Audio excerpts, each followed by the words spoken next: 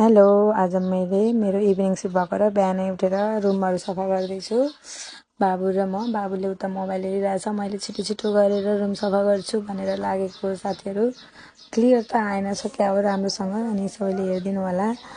अनि यसरी रुम सफा गर्दैछु। म र बाबु सुत्ने बेड यसरी बाबुलाई उता गर्दै सफा गरेर आएको छु। अनि यो सानो बेड पनि बेड कभरहरू सबै चेन्ज गर्नुपर्ने थियो, अनि त्यो भएर बेड कभरहरू चेन्ज गर्दैछु। यसरी सफा गर्दैछु। सबैजना मिलेर हेरिदिनु होला, के गर्दा राम्रो हुन्छ, कस्तो गर्दा राम्रो हुन्छ भनिदिनु होला। अनि रेन्टेड रुम, सानो रुममा सबै कुरा म्यानेज गर्न गाह्रो हुन्छ। सबै सामानहरू बाबुको, मेरो अनि उसको ड्याडीको पनि अलिअलि छ। सबै कुरा एउटै रुममा सबै म्यानेज गर्न साह्रै गाह्रो हुने साथीहरू हेर्नु। अनि बाबु सानो भएको भएर यताउति सामानहरू राख्यो अनि बिग्रिहाल्छ है।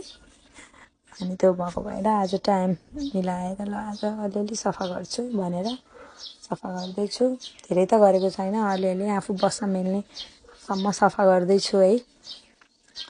हेर्नु होला, सबैले हेरिदिनु होला, प्रतिक्रिया दिनु होला। यस्तो भयो रुम मैले सफा गरेँ। सबैले बनाउनु भएको भएर मलाई पनि गराउन मन लागेर अनि बनाएको हो। कस्तो छ भनिदिनु होला है त गाइजहरू। Okay, by.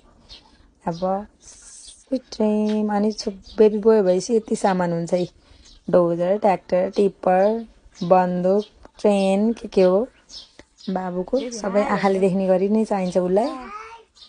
अनि नत्र भए दुःख दिन्छ। यसरी